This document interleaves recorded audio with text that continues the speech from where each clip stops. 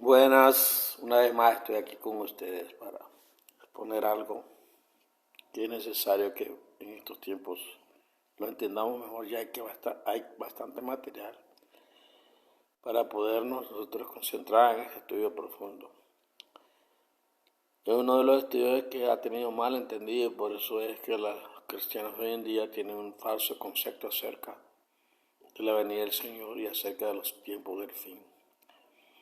Se trata de los 2300 días de Daniel 8:14, que son 2300 días proféticos de años, 2300 años. Es la visión más grande, más larga, que cubre hasta un periodo de 1844. Pero para poder nosotros estar más claros y seguros de todas estas cosas, tenemos que entender que hay muchas cosas que debemos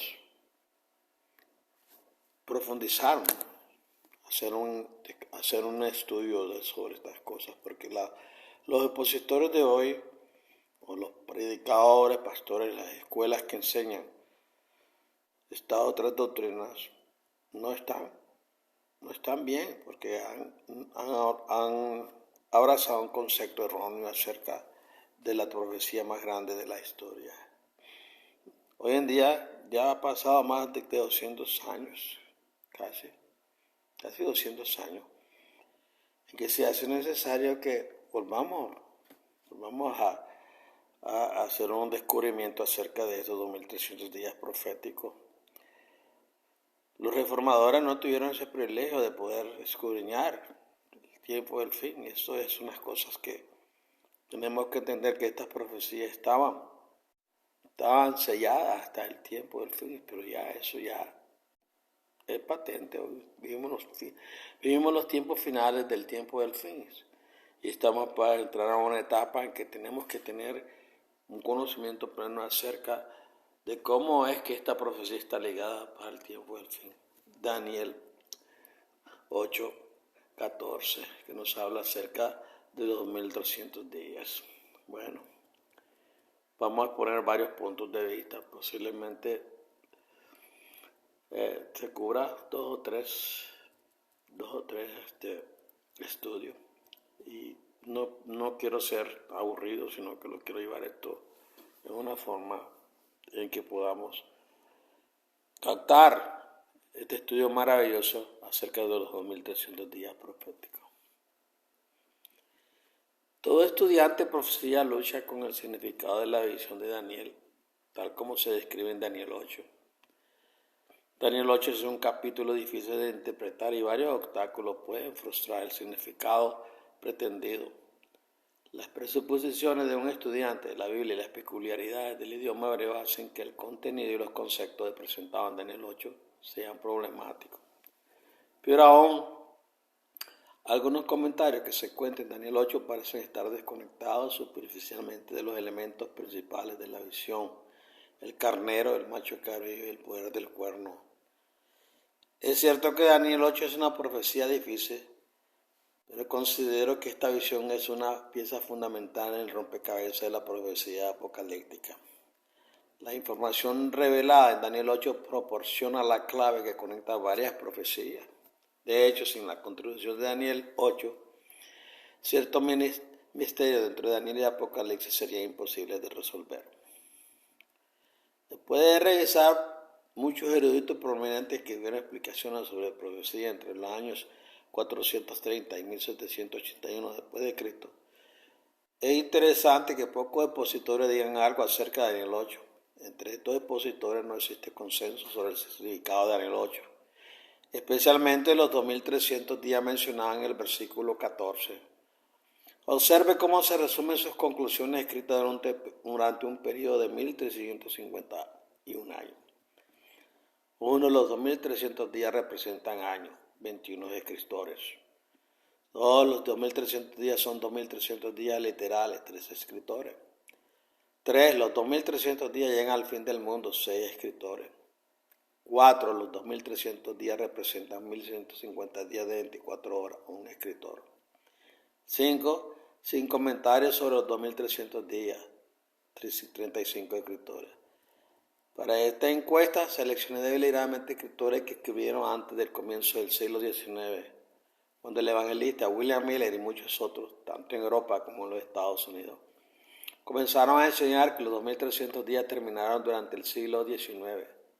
Es importante señalar que antes del siglo XIX no hay una oposición de consenso sobre el significado de Daniel 8. De hecho, durante los últimos 2 milenios se ha escrito muy poco sobre Daniel. El pensamiento del siglo XIX, históricamente hablando, William Miller fue uno de los primeros en sacar de la oscuridad a Daniel 8:14 durante el periodo de 1831 a 1844. Miller generó un gran entusiasmo acerca de los 1300 días, aunque no fue el primero en concluir que 1843 o 44 marcó el final de los 2300 días. Fue el primero en predicar una explicación comprensible en Daniel 8 a un grupo significativo de personas. Los historiadores afirman que entre 50.000 y 100.000 estudiantes de principios del siglo XIX estaban de acuerdo con las enseñanzas de Miller en una época en la que la población de los Estados Unidos era de unos 9 millones. Los seguidores de Miller anticiparon con alegría el regreso de Cristo en algún momento durante el año judío de 1843, primavera de 1843 a primavera de 1844. Es interesante que la Iglesia Bautista, Miller era un ministro bautista actualizado, no apreció las conclusiones de Miller. En consecuencia, finalmente se separaron. A medida que el año previsto se acercaba a su fin, Miller habló en el Museo Chino de Filadelfia ante una multitud de casi 5.000 personas en febrero de 1844. Predijo que Cristo aparecería dentro de un mes, alrededor del 18 o 19 de marzo, el equinoccio de primavera. Miller dijo: el tiempo de la segunda venida se revela. La hora se apresura mucho, el maestro ya está a las puertas. Sus audaces afirmaciones se basaron en dos conclusiones. Primero, el decreto mediante el cual Miller fechó el comienzo de los 2300 años y el comienzo de las 70 semanas de Daniel 9 fue emitido en o alrededor del primer día de un año nuevo judío en 457 a.C. Por lo tanto, 2300 años completos llegaron hasta la primavera de 1844. En segundo lugar, Miller creía que Dios limpiaría la tierra del pecado antes de morar con el hombre. Por lo tanto, concluyó que la limpieza de la que se habla en Daniel 8:14 se refería a la limpieza de la tierra. La certeza vivencia y su anticipación le produjeron mucho dolor y amarga desilusión cuando llegó y pasó marzo de 1844 sin la aparición de Cristo. Durante la reunión de Miller en Filadelfia en febrero de 1844, dos de sus colegas recalcularon un nuevo término para los 2300 días. Miller, por supuesto, no pudo aceptar una nueva fecha para la aparición de Cristo hasta que su propia predicción falló, y luego, solo unas pocas semanas antes de que llegara la nueva fecha, aceptó de mala gana la nueva fecha del 22 de octubre de 1844. Esta nueva fecha fue calculada por Samuel Snow y Apollo Hayes. Llegaron a la conclusión de que la profecía de los 2300 días debería ser de 2300 años antes, más 7 meses. Sin embargo, cuando pasó el 22 de octubre y Jesús no apareció en las nubes del cielo, casi todos los seguidores de Miller sintieron que habían sido engañados. Incluso los líderes más notables del movimiento millerita abandonaron sus posiciones proféticas unas pocas semanas después de que pasara el 22 de octubre. El paso del tiempo había demostrado que sus opiniones proféticas eran erróneas. Enojados y amargamente decepcionados, algunos abandonaron su fe en Dios y, por supuesto, una gran mayoría de personas desestimó por completo la importancia de la profecía bíblica. Para ser justo, Miller habló sobre muchos temas bíblicos, además de Daniel 8:14 y la fijación de tiempo. Exactó toda la Biblia con claridad y cuidadoso razonamiento. Su sencilla pero elocuente explicación del arrepentimiento, la salvación por la fe en Jesucristo y otra doctrina bíblica mostraron una asombrosa comprensión de las Escrituras. Decenas de miles vinieron a escuchar a este humilde granjero predicador de Nueva Inglaterra y fueron profundamente conmovidos por el Espíritu Santo.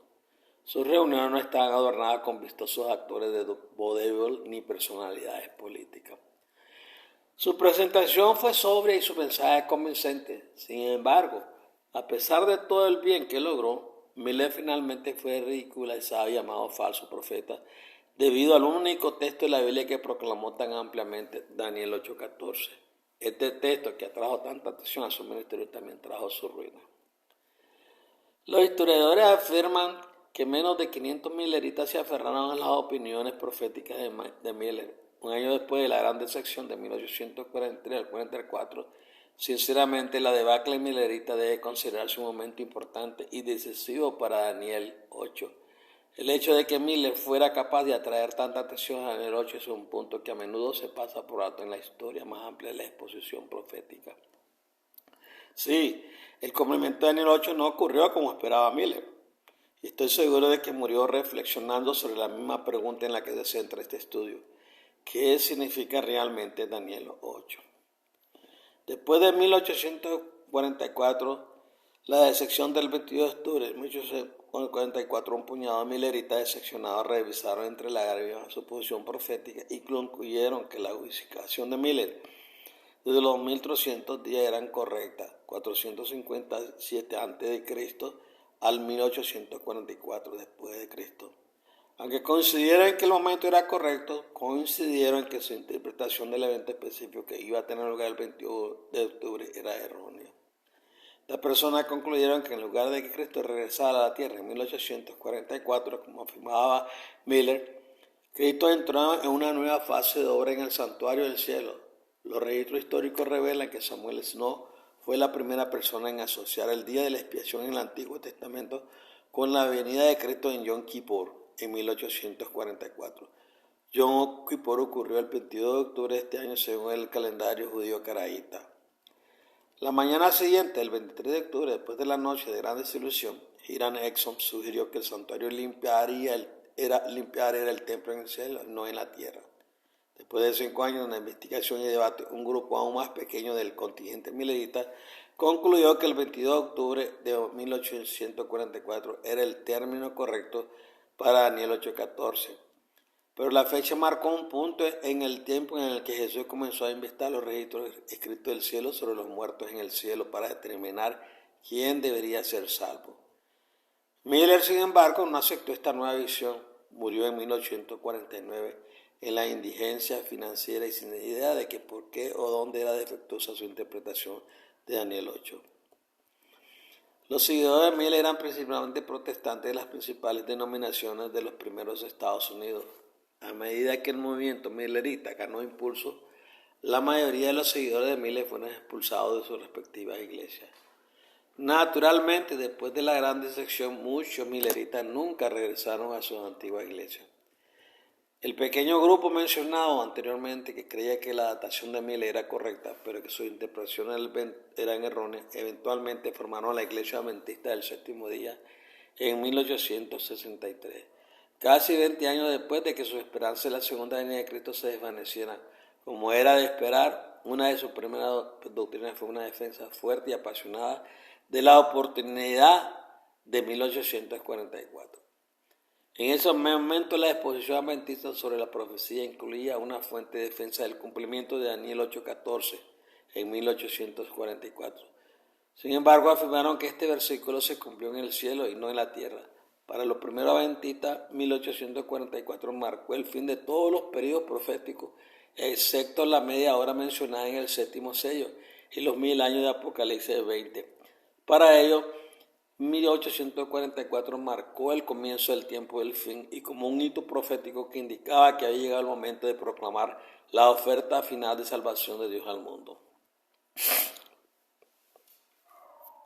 Dieron una solemne advertencia contra recibir la marca de la bestia y concluyeron que era el culto dominical.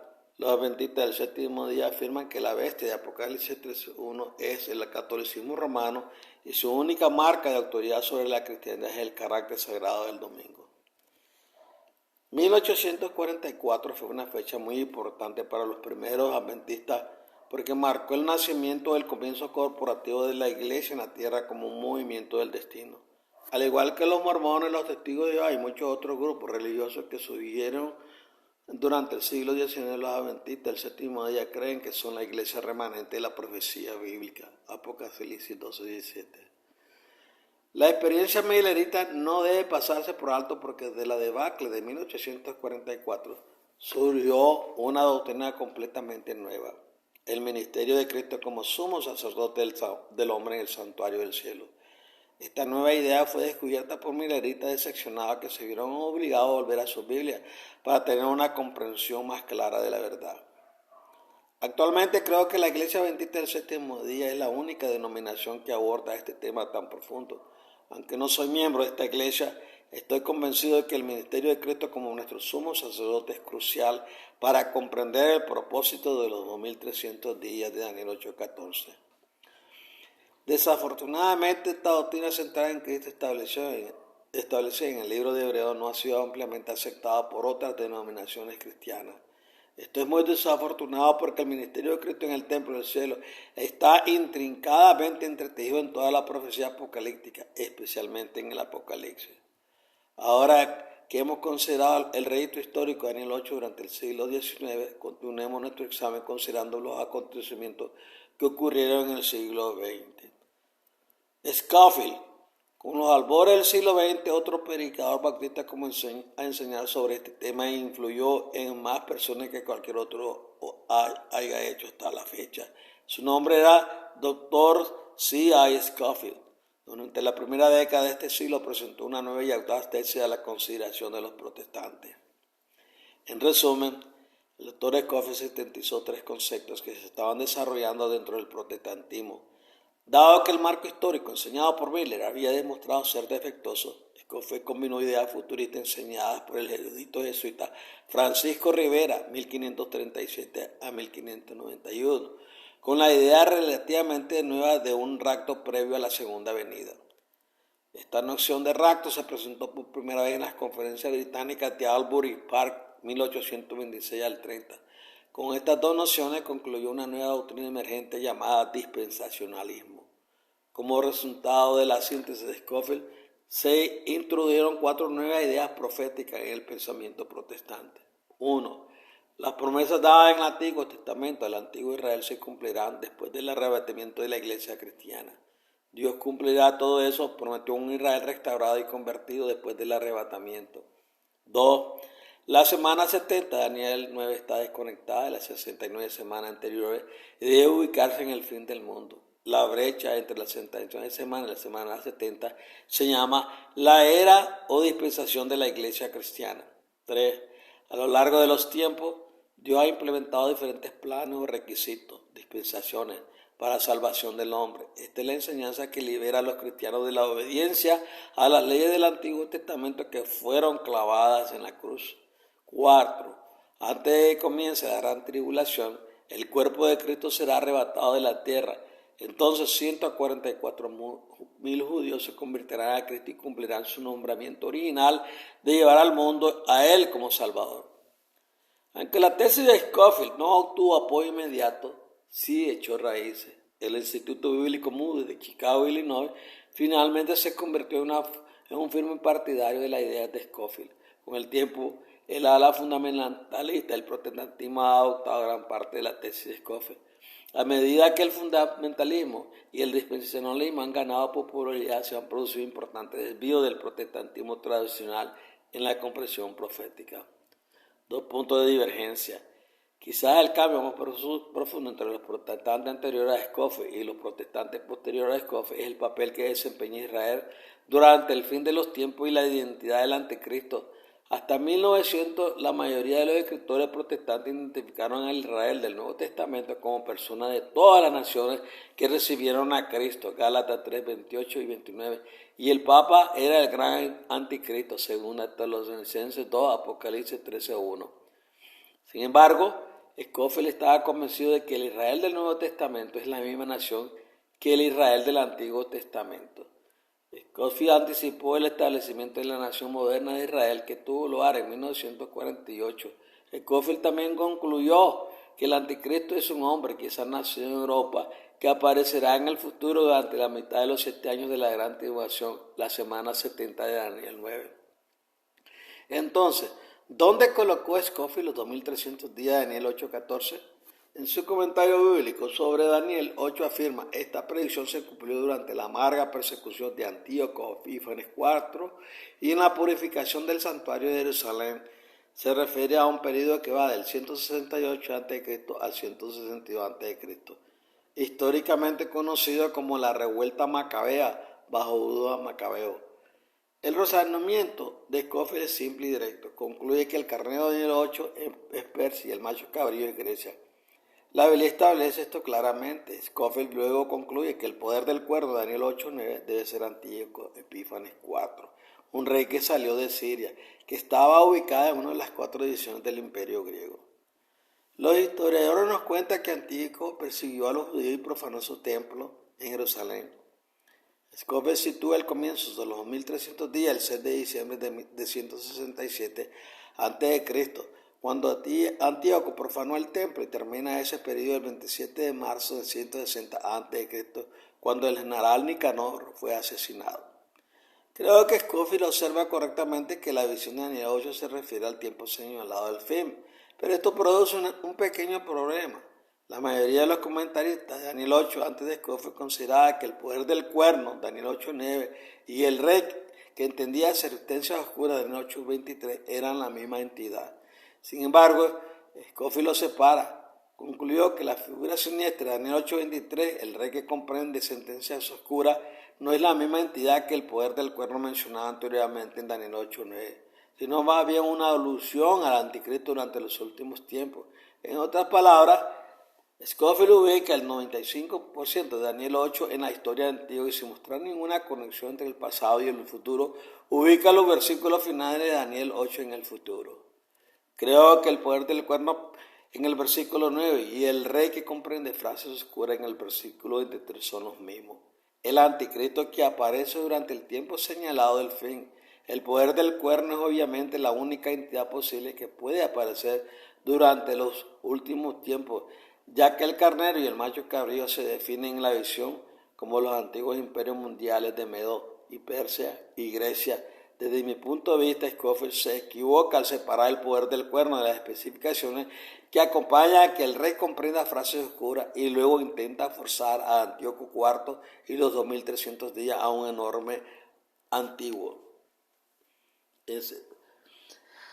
Ambas opiniones son deficientes. Como habrá concluido, considero que los puntos de vista de Scofield y los antistas del sector medida son deficientes. Aunque ambos puntos de vista contribuyen a la comprensión de la profecía bíblica, disfruto estudiando varios puntos de vista sobre cualquier tema, ya que las ideas de muchas personas revelan cuestiones que una persona nunca encontraría en su propio estudio. La afirmación de Scofield sobre los 2300 días no puede validarse por 3 razones. La razón 1. Scofield elige 2 eventos para marcar el principio y el final de los 2300 días que no tienen relevancia textual para Daniel 8 o los 2300 días mencionados en el versículo 14. Comienza con la profanación del templo en Jerusalén y termina con la muerte del general Nicanor unos 2300 días después. Usando el tiempo futuro de indicativo, la profecía de Daniel 8:14 simplemente declara que el santuario será limpiado cuando transcurran 2300 días. Si la profecía de Daniel 8:14 se refiere al templo de Jerusalén que profanó Antíoco IV, entonces la historia no respalda la afirmación de Scofield, según 1 de Macabeos 4:52 al 54. El templo reconstruido fue purificado, reconsagrado y los servicios se reanudaron 3 años después, el 14 de diciembre de 164 a.C., según de Macabeos 10:1 al 8. También confirma que los servicios del templo se reanudaron en ese momento. En otras palabras, el periodo de tiempo entre la purificación del templo reconstruido por Judá Macabeo y la contaminación por Antíoco ni siquiera se acerca a los 2300 días. Este punto por sí solo debería hacer que la opinión de Scofield sea incorrecta. Razón número 2. Aunque los defensores de la posición de Scofield reconocen que los servicios del templo comenzaron mucho antes de que expiraran los 2300 días, sostienen que los servicios del templo solo estuvieron libres de amenazas destructivas después de la muerte del general Nicanor. Daniel 8:14 no dice nada acerca de una amenaza o destrucción. La Biblia simplemente dice: entonces será purificado el santuario o restaurado, según la versión Reina Valera. No obstante, los defensores de Scofield dicen que los 2300 días se cumplieron cuando Nicanor murió por la amenaza de destrucción del templo. Desapareció después de la muerte de Nicanor. El siguiente es un gráfico de los 2300 días que se utiliza a menudo para respaldar este argumento. Los datos están tomados de 1 de Macabeo 1:54 y 1:44. El 6 de diciembre de 160 Cristo, cuando Antíoco IV profanó el tiempo.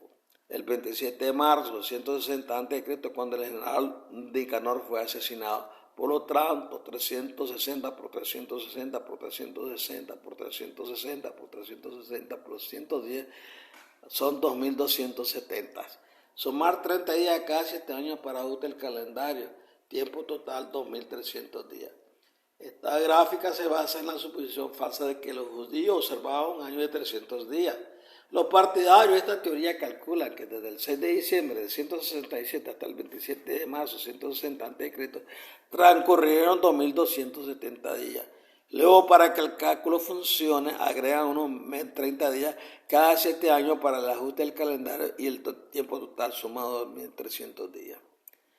Este calendario parece artificial más que un hecho histórico. Primero, considere que no existe evidencia histórica de que los judíos hayan observado alguna vez un año de 360 días.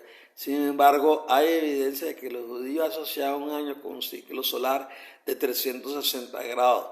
De hecho, no existe evidencia histórica de que alguna nación o tribu en la tierra haya seguido alguna vez un año de 360 días.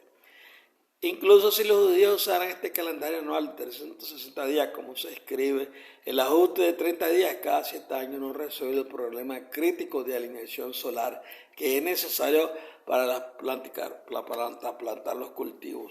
En 7 años el problema de alineación con el sol sería de 36,75 días, no de 30 días.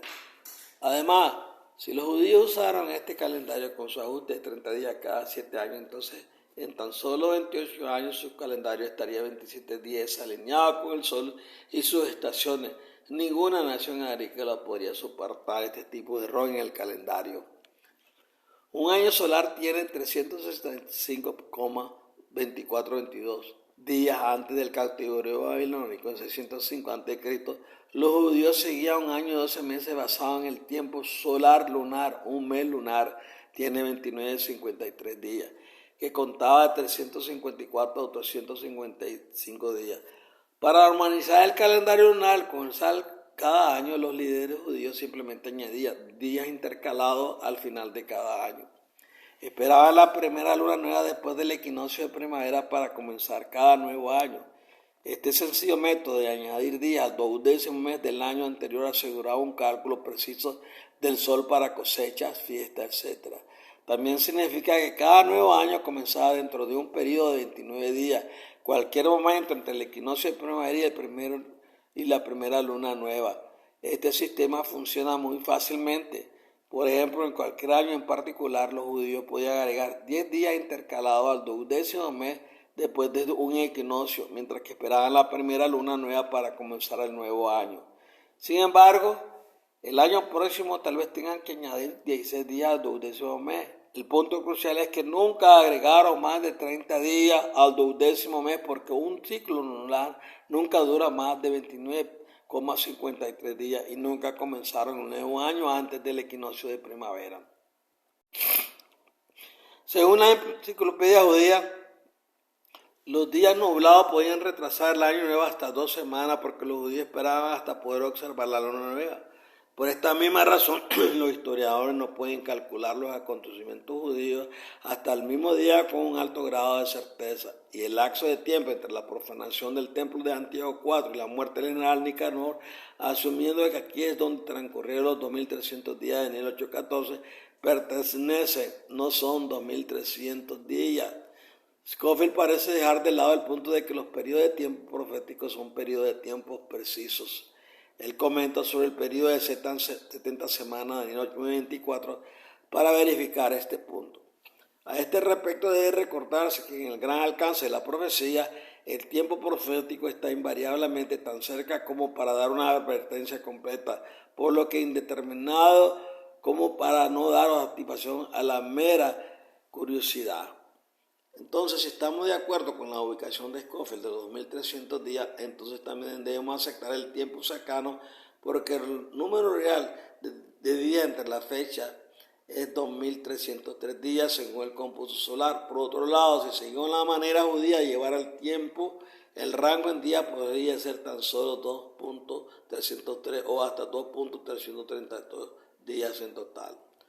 Obviamente, Scofield pensó que 2.304 o 2.332 estaban solo suficientemente cerca. Si esto es cierto, entonces todos los periodos de tiempo de la profecía, incluidos de las 70 semanas, deben considerarse únicamente como tiempos aproximados. Significa esto que una vez que encontramos algún evento lo suficientemente cercano como para encajar en un periodo de tiempo profético, ¿podemos declarar resuelto el misterio? No lo creo. Creo que Dios, el actor de la profecía, quiere decir lo que dice y dice lo que quiere decir. ¿Cómo puede un Dios omnisciente no saber el número real de días? Parece que Scofield seguirán forzado una suposición falsa en la profecía de Daniel 8 y luego intentaron justificarla con un ajuste deficiente. Otro tema que Scofield no abordó está íntimamente relacionado con Daniel 8:14. Si las 70 semanas de Daniel 9 se cuentan según el principio de día año del calendario del jubileo, ¿qué impide entonces que los 2300 días se cuenten mediante el mismo mecanismo? Parece que los periodos de tiempo en Daniel 7, Daniel 8 y 9 son contados por Dios de acuerdo con la operación día por año del calendario del jubileo. Obviamente, Scofield no pudo usar este método de cálculo y buscar el final de este periodo profético antes del nacimiento de Cristo. Sin embargo, no ofreció ninguna razón por la cual el principio día-año no debería usarse para este periodo de tiempo, aunque sí lo usó para la profecía de las 70 semanas en el siguiente capítulo de Daniel. Razón 3. Scofield afirma que la muerte del general Nicanor está relacionada con Daniel 8. Scofield eligió la muerte del general Nicanor el 27 de marzo del 160 a.C. para marcar el final de 2300 días. ¿Por qué el general Nicanor? ¿Qué hizo de su muerte el cumplimiento profético de Daniel 8:14? ¿Terminó la amenaza al templo de Jerusalén con la muerte del general Nicanor? No. De hecho, la vida para los judíos solo empeoró. Por ejemplo, el rey Demetrio secuestró y mató a Judas Macabeo, primera de Macabeo 9:18. Unos 2 meses después de la muerte de Nicanor y las guerras contra Israel no terminaron con la muerte de Nicanor. En mayo de 159 a.C., aproximadamente un año después de la muerte de Nicanor, Alcimo ordenó derribar el muro del atrio interior del santuario, destruyendo así la obra de los profetas, primera de Macabeo 9:54. El libro de Primera de Macabeo describe muchas guerras que continuaron librando contra Israel después de la muerte de Nicanor. La idea de que la amenaza militar contra el templo desapareció con la muerte del general Nicanor no es cierto. Los hechos verificados por la historia cuestionan la afirmación de cumplimiento de Scofield. Ahora, resumamos la ubicación de Scofield desde 2300 días. El templo de Jerusalén no estuvo libre de amenaza tras la muerte de Nicanor. El periodo entre la profanación del templo por parte de Antico y la muerte de Nicanor no es de 2300 días. Además, Scofield tampoco incluye en sus conclusiones muchas especificaciones proféticas dadas en Daniel 8. Esto trae a colación un buen punto. Un cumplimiento profético solo puede ocurrir cuando se cumplen todas las especificaciones. Por tanto, creo que Dios, que definió la órbita y el número de electrones alrededor del núcleo de un átomo, es mucho más preciso a la hora de predecir el resultado real de los acontecimientos de lo que permite la interpretación de la profecía de Scofield. Variaciones con Miller y los adventistas del séptimo día. Tampoco estoy de acuerdo con algunas conclusiones tomadas por Miller y más tarde por los adventistas del séptimo día. Aunque varias de mis conclusiones sobre Daniel 8 son similares, llego a ciertas conclusiones usando un proceso completamente diferente.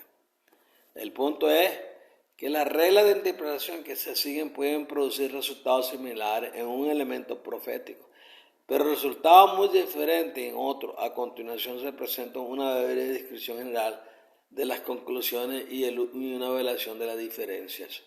William Miller, 1. Determinó correctamente que los 2300 días de Daniel 8:14 deben contarse como un día por un año, lo que sería 2300 años solares, aunque se puede demostrar que Miller llegó a esta conclusión utilizando una lógica errónea. 2. William Miller identificó correctamente el final de 2300 días como la primavera de 1844. Fueron Samuel Snow y Apollo Hale quienes calcularon el final de los 2300 días como el 22 de octubre de 1844. 3. William Miller asocia correctamente los 2300 días de Daniel 8 con las 70 semanas de Daniel 9. Miller llegó a la conclusión de que la explicación del ángel Gabriel registrada en Daniel 9 es una continuación de la visión anterior de Daniel registrada en Daniel 8. En otras palabras, la visión de Daniel 8 y el apéndice de Daniel 9 llegaron en 2 entregas. 4.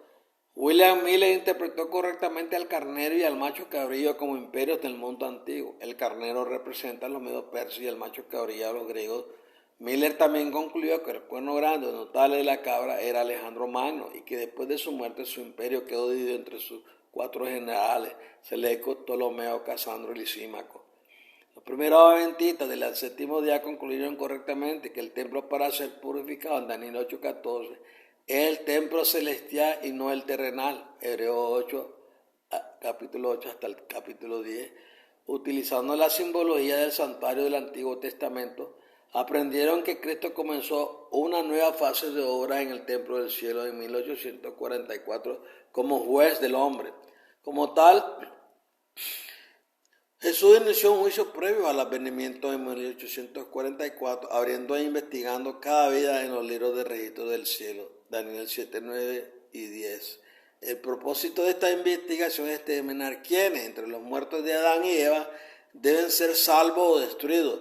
Los vivos serán juzgados por la prueba de la marca de la bestia que ocurre justo antes de la segunda venida. Sin embargo, los adventistas concluyeron correctamente que el juicio que comenzó en 1954 concierne solo a aquellos que han recibido a Jesús como su Salvador en algún momento de su vida. Entienden que cada vida es examinada en los libros de registro, no solo a aquellos que han recibido a Cristo. William Miller y los primeros adventistas creían que el poder del cuerno, rey de rostro cero, Daniel 8, es una ampliación del poder del cuerno pequeño en Daniel 7. Por lo tanto, es del papado. Esta conclusión distorsiona el origen del poder. Mi estudio me ha llevado a creer que el poder del cuerno, el rey del rostro cero, Daniel 8, es el diablo que físicamente parece engañar al mundo durante la gran tribulación venidera. Para lograr esto, el diablo se personificará en Cristo, realizará grandes milagros y llevará a miles de millones de personas a creer que Él es Dios. Todo antes de que ocurra la segunda venida de Jesús. Recuerde, la descripción del rey de rostro severo ocurre durante el punto focal de la visión que es el tiempo señalado del fin. 7. Finalmente, William Miller y los primeros adventistas no interpretaron correctamente ciertas especificaciones hasta dentro de Daniel 8, como las huestes estrelladas del diario, etc. Esta y otras especificaciones se discutirán más adelante. ¿Por qué difiero? En una palabra, Scofield, Miller, los adventistas y yo discrepamos sobre Daniel 8 debido a las reglas de interpretación utilizadas. Las reglas de interpretación son los métodos medios utilizados para interpretar la profecía bíblica de manera consistente. Un intérprete no puede crear reglas de interpretación precisas y lo que es más importante, cualquier intérprete debe tener mucho cuidado de no doblar ni organizar las reglas de manera que sean más favorables para cualquier punto que desee exponer. En otras palabras, la Biblia debe interpretarse a sí misma. La clave para determinar si una regla es válida es la coherencia interna. Se requieren muchas pruebas para demostrar la validez de una regla. Solo la Biblia debe proporcionar las reglas que resuelvan su misterio. Que yo sepa, ni Scofield ni Miller publicaron un conjunto de reglas hermenéuticas para acompañar su interpretación profética. Aún así, la mayoría de los estudiantes pueden analizar cuidadosamente sus conclusiones y determinar los métodos que las produjeron. Actualización. La interpretación que hace Scofield de Daniel y el Apocalipsis parece estar basada en ciertas presuposiciones doctrinales. Scofield era un estudiante de la Biblia agresivo y sus escritos confirman que tenía un amplio conocimiento de la Escritura. Evidentemente, Scofield y sus padres comenzaron a cuestionar la visión protestante histórica de la profecía por varias razones. Y quizás el mayor impulso para hacerlo fue el fracaso del enfoque histórico de Miller. Aunque el fracaso público de Miller impactó el pensamiento protestante sobre la profecía, las conclusiones de Scofield han tenido un impacto aún mayor en el pensamiento profético actual. Esto es sorprendente ya que el proceso interpretativo de Scofield fue incluso más arriesgado que el de Miller, porque Scofield llegó a sus conclusiones apocalípticas basándose principalmente en presuposiciones doctrinales. Observe cómo funciona. Si primero supones que Dios tiene diferentes dispensaciones dentro del plan de salvación, es decir, diferentes requisitos para la salvación para diferentes generaciones, y si primero supones que el pacto hecho con la antigua Israel se cumplirá literalmente en el tiempo del fin, y si primero se supone que la semana 70 tendrá lugar en el fin del mundo, luego las especificaciones de la profecía se vuelven secundarias y el apoyo a las presuposiciones se vuelve primario. Obviamente, esta forma de interpretación puede llevar a muchas conclusiones erróneas y no debe seguirse. Las posiciones doctrinales de Scofield aparentemente estaban de moda antes de que él produjera el pegamento profético, que mantiene unidas sus conclusiones. Desafortunadamente, el tiempo no ha cambiado este enfoque del estudio de la Biblia porque abunda la evidencia de que muchas personas usan la Biblia hoy para respaldar sus presuposiciones en lugar de recopilar toda la información que la Biblia ofrece sobre un tema determinado.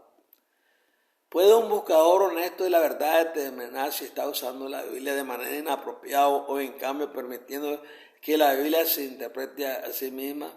En teoría, la cuestión es sencilla. En la práctica, el problema es complejo.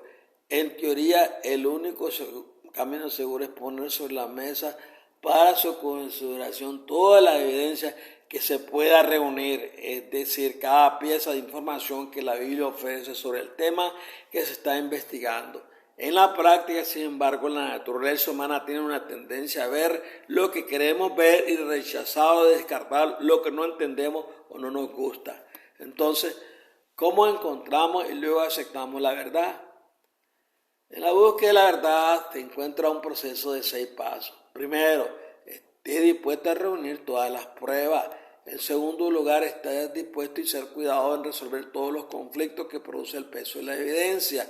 En tercer lugar, sea completamente honesto y esté dispuesto a aceptar el veredicto de la verdad, a pesar de sus efectos en su posición social dentro de su familia, círculo o de amigos o empleo. Cuarto, estar íntimamente familiarizado con la presencia y la influencia del Espíritu Santo.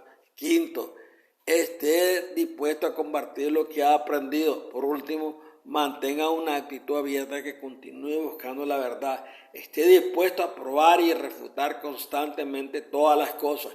A pesar de todo esto, es posible que todavía no resolvamos completamente la cuestión de la verdad sobre un tema en particular, simplemente porque la verdad misma es una cuestión oportuna.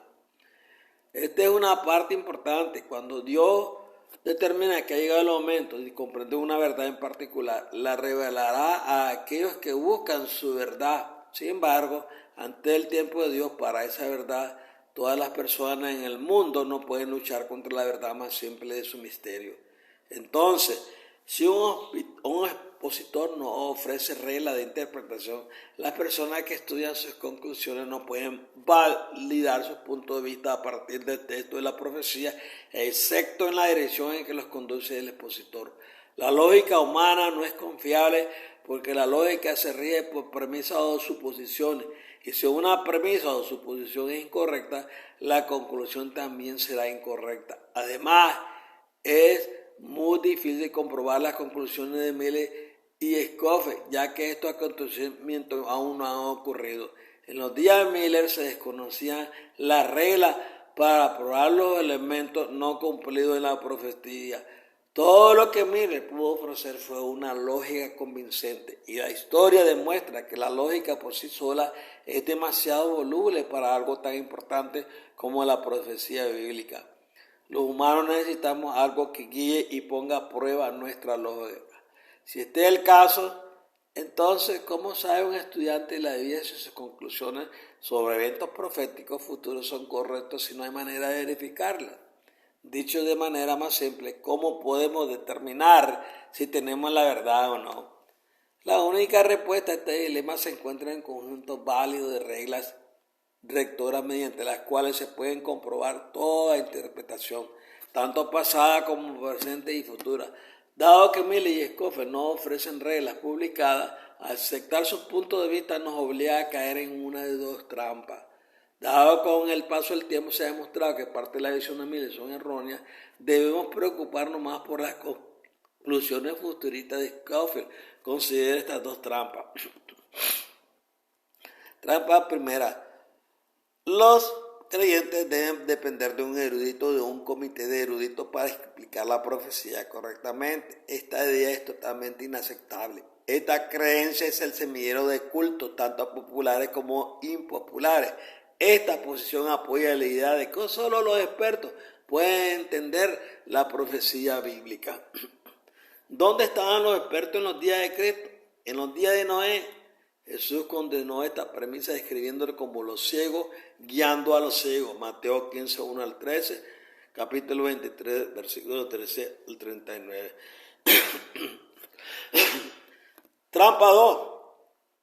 La profecía bíblica siempre se ajusta a la doctrina parroquial. Se trata de un problema formidable y persistente. Considere lo siguiente: los bautistas tienen una comprensión profética que es favorable a la doctrina bautista. Los mormones tienen una comprensión profética que es favorable a la doctrina mormona. Los testigos de Jehová, los adventistas, los católicos y otros padecen el mismo problema. Entonces, ¿qué viene primero? ¿La comprensión de la doctrina o la interpretación de la profecía? En realidad, estos dos elementos no pueden ser. Dado que el libro de Daniel fue sellado hasta el tiempo del fin, Daniel 12:9, la doctrina y la profecía no pueden ser hermanas ni armoniosas hasta el tiempo del fin. Desafortunadamente es contrario a las ideas difundidas por organismos religiosos grandes, bien organizados y bien financiados. La base de las conclusiones de William Miller. William Miller no publicó un conjunto específico de reglas mediante las cuales podamos examinar sus conclusiones. Sin embargo, existe evidencia que indica que siguió un proceso profético informal que los protestantes generalmente usaban antes de 1844. Al igual que Scofield, Miller también incluyó algunas presuposiciones en su proceso interpretativo. Identificar esta regla y presuposiciones no es demasiado difícil y en este estudio analizaremos tres de ellas. Primero, la profecía bíblica es históricamente progresista. Esta es una regla lógica y significa que la profecía bíblica avanza a través del tiempo de cumplimiento en cumplimiento. Esta regla exige que la profecía bíblica debe ser validada por el avance interrumpido del tiempo y los acontecimientos históricos. Los escritores protestantes ya en el siglo XIII utilizaron esta lógica para identificar a la Iglesia de Roma como el anticristo. En siglos posteriores, muchos escritores protestantes utilizaron esta regla para identificar específicamente el papado como el poder del cuerno pequeño de Daniel 7. Los protestantes sintieron que este poder que luchaban contra los santos y se oponía a las enseñanzas de Cristo identificaba además a la Iglesia de Roma como el anticristo. Miller entendió la lógica que respaldaba este proceso y lo siguió fielmente. La América colonial se funda sobre el derecho inalienable de que una persona pueda orar a Dios según los dictados de la conciencia. Muchos protestantes huyeron a este país debido a la persecución religiosa de Roma en 1776. Los colonos estadounidenses declararon su independencia y solo 22 años después, en febrero de 1798, los generales de Napoleón capturaron al Papa y exiliaron a la Iglesia Católica. Los periódicos estadounidenses titularon el evento con la publicación Herida Mortal. Miller tenía 17 años cuando Napoleón capturó al Papa y 35 años cuando se unió a la Iglesia Bautista. Debido a esta importante agitación religiosa, política y social, Miller estaba fuertemente convencido de que el poder del cuerno pequeño de Daniel 7 y el poder del cuerno pequeño de Daniel 8 fue el papado. En consecuencia, Miller tenía dos razones para seguir el gobierno progresista histórico. Primero, los protestantes bautistas de su época creían comúnmente que el papado era el anticristo. En segundo lugar, el propósito del orden lógico de los acontecimientos históricos, tal como se describe en la profecía bíblica, ayuda al pueblo de Dios a saber cuándo llegará al fin de los tiempos. Por muy lógico que parezcan estos puntos, contribuyeron al fracaso de Miller. 2. La profecía bíblica depende de la repetición repetición y ampliación. La segunda regla que Miller tomó prestado del protestantismo histórico se llama repetición y ampliación. Este concepto supone que las profecías de Daniel y el Apocalipsis cubren repetidamente los mismos periodos de tiempo. Miller creía que cada vez que se daba una profecía que cubría un periodo de tiempo específico, se daba otra profecía que ampliaba los detalles de la primera, pero básicamente cubría el mismo periodo de tiempo. Por ejemplo, Miller razonó que las 7 iglesias, las 7 trompetas y los 7 sellos del Apocalipsis deben cubrir el mismo periodo de tiempo, desde la ascensión de Cristo hasta el tiempo de su regreso. Por lo tanto, cada profecía amplía el paso del tiempo para que el cuerpo de Cristo pueda determinar qué tan pronto será el regreso de Cristo. 3. Un día profético siempre equivale a un año. Miller concluyó que todos los periodos proféticos de la Biblia deben contarse como un día por un año, ya que se había demostrado que este concepto era cierto en su propia vida. En la década de 1840, la mayoría de los protestantes estadounidenses creían que los 1260 años del poder del cuerno pequeño, Daniel 7:25, terminaron en 1798. Por lo tanto, concluyeron que los 2300 días, Daniel 8, y los 490 días, 70 semanas, Daniel 7, debían.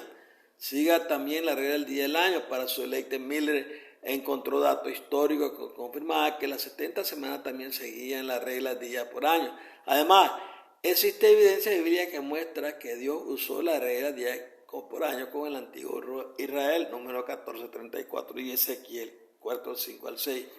Miller se convenció de 3 cosas. Primero, había un vínculo directo entre las 70 semanas en Daniel 9 y los 2300 días en Daniel 8, y que estos dos periodos de tiempo comenzaron con el mismo decreto, transcurrieron simultáneamente y se contaron como días, años. En segundo lugar, Miller concluyó erróneamente que 2300 días, años a partir de 457 antes de Cristo, concluirían con la segunda venida de Cristo y el fin del mundo o la limpieza del templo de Dios. La limpieza del templo, creía Miller, era la limpieza de la tierra para que Cristo pudiera habitar en la tierra. Apocalipsis 21, versículo 22. Dado que Miller vio el final de los 2300 días, concluyó que todos los periodos de tiempo profético en Daniel y Apocalipsis, excepto el séptimo, 6 y el milenio, ya habían ocurrido. Debido a que quería que sus conclusiones se basaran en un uso consistente de la regla día por año, razonó que al final de los 2300 días, primavera de 1844, debe ser el fin del mundo. ¿Cómo la regla provocaron excepción? Incluso las buenas reglas pueden aplicarse mal. Miller y miles de seguidores creían que estaban en terreno sólido con estas reglas o suposiciones. Después de todo, sus conclusiones eran lógicas y estaban dentro de las reglas básicas tradicionales de la interpretación protestante. Además, no exaltaron la doctrina baptista por encima de la doctrina de otras iglesias. Esto ayuda a explicar por qué muchos de los seguidores de Miller no eran bautistas. Como haría cualquier buen estudiante de la Biblia, Miller asumió que su proceso interpretativo era válido y basó su reputación en esta certeza. No era el tipo del hombre que buscaba publicidad o fama. Miller era extranjero y no poseía un talento natural para hablar en público. Sin embargo, cuando el Espíritu Santo lo obligó a hablar, Miller compartió lo que había aprendido. Con palabras sencillas y explicaciones sencillas presentó sus hallazgos proféticos de la Biblia y quedó muy sorprendido por la respuesta. Por supuesto, si recordamos la época de Miller, hoy es fácil decir que cometió 2 errores fatales. Tenemos 2020 en retrospectiva. Sin embargo, podemos aprender lecciones de experiencia de Miller. Primero, utilizó la conclusión del fin del mundo de 1844 y conformó el resto de las profecías para concluir que todas las profecías de Daniel y Apocalipsis se cumplieron antes de 1844. Debido a este pensamiento, Miller produjo una explicación regular para cada versículo de Daniel y Apocalipsis. En retrospectiva, su lógica de interpretación ahora hace sonreír, pero en 1844 las opiniones de Miller parecían muy razonables. La historia de Miller nos ofrece un buen ejemplo del uso de una presuposición para respaldar una conclusión, y más tarde Scofield utilizaría el mismo tipo de enfoque al poner el carro delante del caballo. Miller utilizó su conclusión profética alrededor de 1844 para interpretar de todo Daniel y Apocalipsis. El segundo error de Miller fue función del tiempo. Miller no abordó Daniel 8 ni ninguna de las profecías con un conjunto válido de reglas. Antes de volvernos demasiado críticos con el método de Miller, recordemos lo que dice Daniel 12:4 y versículo 9. Las palabras en el libro de Daniel están cerradas y selladas hasta el tiempo del fin. Miller pensó que 1844 era el fin de los tiempos y que las profecías de Daniel ahora estaban abiertas. Hoy han pasado más de 100 y pico de años desde 1844. Podemos decir que han pasado más de como 200 años y muy pocas personas están dispuestas a admitir que 1844 marcó el comienzo del tiempo del fin, a menos por supuesto que sea una de esas personas que creen que el fin de los tiempos dura siglos y el tiempo del fin es indefinido. Les sorprendería saber cuánta gente cree esto. De hecho, un pastor me dijo que el tiempo del fin comenzó en la cruz. Continuó compartiendo conmigo que los últimos días de la humanidad comenzaron con la resurrección de Jesús. 2000 años de último día. No tiene ningún sentido eso para mí. Mirando retrospectivamente a Miller, podemos concluir dos cosas. Miller está equivocado y 1844 no fue el fin de los tiempos. Y dos, las conclusiones de Miller de que los 2300 días de Daniel 8 terminaron en 1844 no abrieron las profecías encontradas en Daniel. Entonces, ¿cuándo comienza el tiempo del fin? ¿Cuándo se abre el libro de Daniel? 12 nos da la respuesta simple. En el tiempo del fin, por lo tanto, podemos concluir que cuando la profecía de Daniel sea revelada, el tiempo del fin estará cerca. Creo que lo que Dios decidió sellar en Daniel fueron las reglas que gobiernan la profecía apocalíptica. Bueno, mis amados, para no aburrir tanto, pues divido estos estudios. Creo que van a ser 3 estudios porque es muy interesante estudiar la historia de estos maravillosos 2300 días, proféticos años, porque es el momento cuando comenzaron las cosas a avanzar. Los estudiosos, los teólogos, todos comenzaron a estudiar las profecías. Y estamos viviendo momentos maravilloso en que la ciencia ha avanzado y los conocimientos están avanzados, pero algunos se han quedado allá atrás y no se actualizan. Por eso es el problema que tenemos hoy en día, poder explicar las 17 profecías que están en el libro de Daniel y Apocalipsis, por las malas interpretaciones. Que el Señor me lo guarde y me lo bendiga una vez más, y creo que vamos en buen paso, caminando hacia algo maravilloso, y es el conocimiento de las cosas que van a acontecer en poco tiempo en la tierra. Las bendiciones del Señor estén allá en su hogar y en su familia.